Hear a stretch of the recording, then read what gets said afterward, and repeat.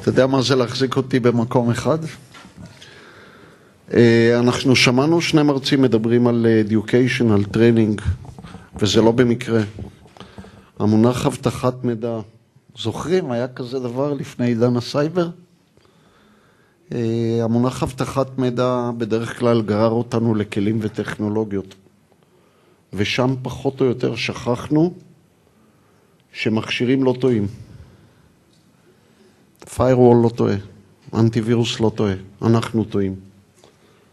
אנחנו החוליה החלשה, כמו שנאמר באיזושהי תוכנית טלוויזיה.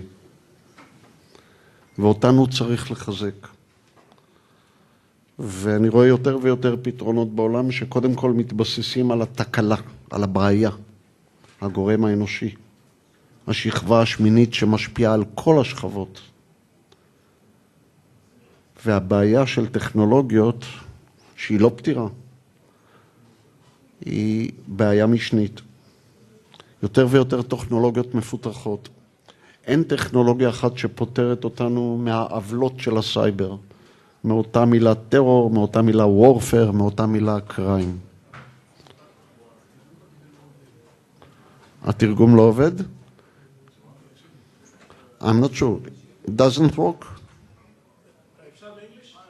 Yes, we will try. Okay. It's very difficult to understand what is the change of the human being right now, because we are part of it. We are in the middle of it. Isaac Asimov talked about the cyborg, the man with a lot of digital components. It's happening right now. We are talking about 15 digital systems within the human being body right now. We are all talking about Dick Cheney. What we are talking about, what is the instrument we talk about? That's right. But we also talk about other 14 systems. We are talking within 10 years about 800 systems. They are not savers only. They are also life quality improvers, okay? 800, everything is cyber. They all talk with the doctors. They all talk because otherwise you have to do something, any operation or something like that, to reset the instruments, okay? We are talking about our cars. Cars since 1996 includes computers. Right now, in $20,000 car, there are more than 40 elements, computerized elements. We are talking about the smart home. We are talking about everything. So the cyber is not ERP. It's not data warehouse. It's not a slogan. It's not something that comes and will go in a few months or years.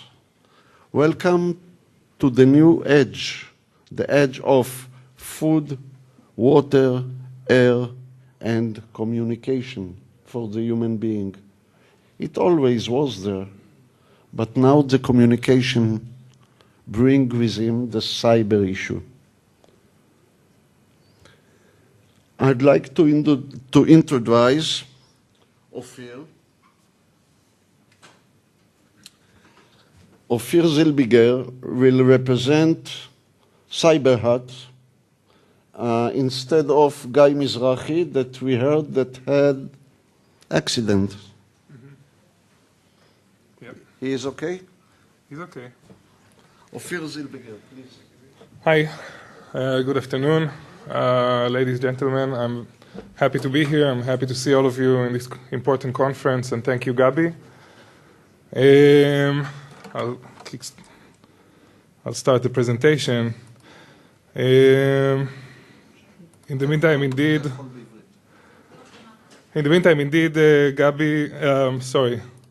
Guy Mizrahi, my partner, my business associate, was hurt yesterday in a motorcycle accident. He was here in the morning, and then I heard that he went to hospital. He's okay, and I had to have a sleepless night preparing for this presentation. So I hope I'll be okay. מי שמכיר את גיא, יש לצפות שהכביש נפגע. Okay, so Guy was supposed to speak about unmasking of virtual identities in cyberspace. And his presentation is very colorful. He has many interesting people in this presentation. I will leave this for a different time, and I'll speak a little bit about something else, something that Avi mentioned in the beginning of his address right now, which is the gap, or however you would like to call it, between information security and cyber defense. So first of all, as I said, my name is Ofir Zelbiger. I'm the CEO of Secoz. Secoz is a consulting firm. In my past, I ran the risk management practice of PricewaterhouseCoopers here in Israel, and I'm an IT person. We are a group of companies. Secoz is an information security and business continuity consulting practice, and we have CyberHat, which is our cyber defense consulting practice. So let's talk about cyber. So first of all, so many words have been wasted about this topic, and this is a really, really interesting discussion. From the lowest levels of management up to the board of directors. What is cyber? So is it a warfare domain? Is it the time that we live in? Is it a threat? I think all of those and many, many more are true. Actually, cyber is probably just a prefix for everything, I shouldn't say cyber, the first association that comes to mind for any one of you. It's just a prefix.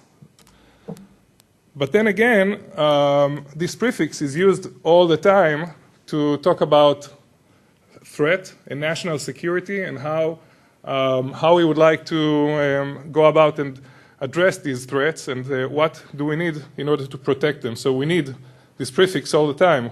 To protect the cyber domain or cyberspace, we need, against the cyber threats, in this cyber era, we need cyber experts, cyber defense systems, etc., etc.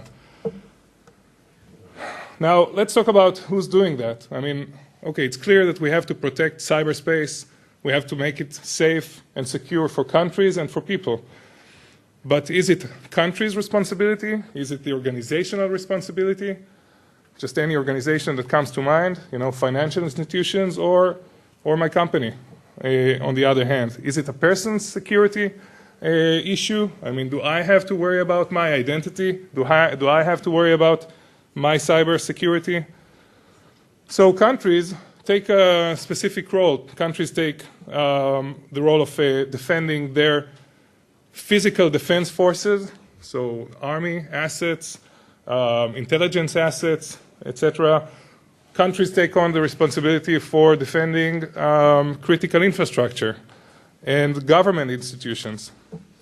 Now, companies, organizations, they protect their confidential business information and they protect their systems.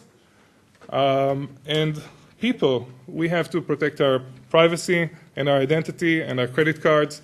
So it seems like every one of these has a different aspect or perspective on defense. I think most conferences have the focus of the country perspective. We talk about weapon systems and on one end, and we talk about defense systems on the other hand, but these are mostly on a country or a national level. And you can take a look at the agenda of the conference that we are in right now, and of course the organization that hosts this conference. Everything is on a national level, and I would like to focus a little bit about the organizational level. or the company level. You know, we have a CISO, the Chief Information Security Officer, in a bank. His role in a bank or any other company, his role is to protect, once again, the confidential information of the institution and, of course, its systems, make sure that they're running. But even though his perspective is a bit different, or very different, than the perspective of the nation's defender, he still has a cyber border that hosts and presents the same threats. He still has the same level of threats that a nation has. He still has the same systems that a nation has, the same attack vectors and the same methodologies that attackers use are relevant for everyone, for any of those. Of course, it's a different focus, but you can never know what would hit you. You know, after Op Israel, which was mentioned here quite a few times in this conference, which was just this week, last year, there was a secondary wave of attack, which was declared as attacking the energy resources of Israel. And, you know, the first site that was hit was www.energy.co.il. I don't have the slide here. You know what this site has? It has an energy bar, a suite of one of our suite companies, suite manufacturers. This is www.energy.co.il, and that was the first target that was hit in that wave of attack. So you can never know what would hit you and when, because you're part of this cyber domain. And the border, and the cyber border of an organization, just as I said before, is the same as a country's. So, you know, that raises a question of what the country's role in protecting an organization. Should it help protecting, let's say, the cyber border of a nation, or should it allow any attack, just as it allows any other communication, to go through the cyber border of a nation and to hit our company's border? So that's just an open question. But let's try to see what's the difference between the CISO's reality before the cyber era and now. So actually, excuse me. Actually, there's an international recognized standard called ISO 27001, which is a controls framework. This is the way that they call it, a controls framework for information security. Are you aware of this? How many of you know this standard? Yeah, quite a few, and I'm sure some more know it by different names. It was previously recognized as BS 7799, which was a British standard, and then ISO 17799. It has a history of about 20 years. So this 27001 has all of the information security controls that could be implemented in an organization, and what people say is that it's complete, it's full. We don't need anything else. So let's say information security, InfoSec in short, has all these controls in place. We have a CISO. We have all the different processes that 27001, which is a very old standard, as I said before, has. So what do we need except for all of these in order to protect our cyber border of the organization, and of course the cyberspace within the organization, because cyberspace flows into the organization, of course. So let's look at a few examples of these controls. We have, for instance, shredding. You know, this is the very basic of security, usually run by the physical security officer. We have, of course, safes. We have people security, so we need to vet people. We need to look at their backgrounds. We have firewalls. We have mobile security. Incident response teams is one of the foundations of information security. It wasn't invented for cyber defense. So these are just a few controls examples. Now, let's just say it out loud. Of course, we live in a different world today. The numbers are different, so we have plenty more users, we have plenty more computers. The motivation is different. A lot of money can be made on cyber, doing cyber crime or performing cyber crimes or doing all kinds of bad things. And the threats, of course, keep on rising, and the protection level against threat, this ratio keeps on decreasing. So we live in a different world. So what's different? So let's say this is InfoSec, and the yellow circle represents cybersecurity, cyber defense. So we can see, and I don't want to argue very, very deeply into what level of overlap there is between these two circles, but there is a lot of overlap between these two circles. So let's take an example of something that is clearly not cyber security. So shredding is a very good example for something that is not cyber security, although military people sometimes tell me that shredding has always been part of their cyber perception. So I say, okay, but information security people weren't part of the army organizations, and IT people were usually the information security people in organizations up till today. This is actually one of the things that is happening today, that military people and intelligence people flow into the information security market, and there is a process of merger between military and defense people and IT people in this domain. So there are a few controls that surely have an overlap, but what's cybersecurity? So I think one of the things that IT people weren't aware of, weren't knowledgeable of, and didn't know how to use, and what was the meaning of, is cyber intelligence and intelligence in general. Intelligence is something that military people understand. They operate by intelligence. They use intelligence on their day-to-day, before, during, and after whatever they do. So cyber intelligence is one thing. SCADA, or systems protection, is another thing, which is probably cyber related on its own. Working against unknown threats as opposed to working against known threats is another thing. But even though there is an overlap, there still is a difference, because I said we live in a different world. So what is this difference? If we look at it from a 90 degrees rotation, we see that these two plateaus of controls, if I might call it that, exist in a different level. So there's a gap here that the CISO needs to address, and this gap, I would like to just give these few examples that I just had before. These gaps are field based, and I think the thing that is different probably from the past till now is the level of investment and the level of attention and the level of awareness that management has to these different controls. Let's look at incident response, for instance. Today, incident response receives very, very high level of attention from management.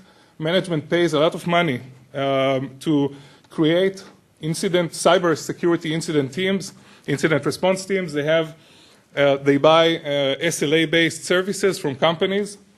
And in the past, this control was there. It's part of 27001. But it was just a procedure in a cabinet locked somewhere. People didn't really use it, didn't utilize it.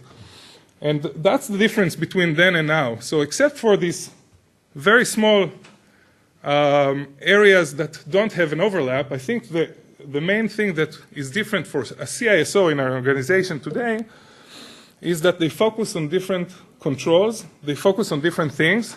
They do have some new stuff on their hands, but at the end of the day, their role is very, very similar. So what is our bottom line here? information security as a profession is well established. There's a lot of knowledge, and there's a lot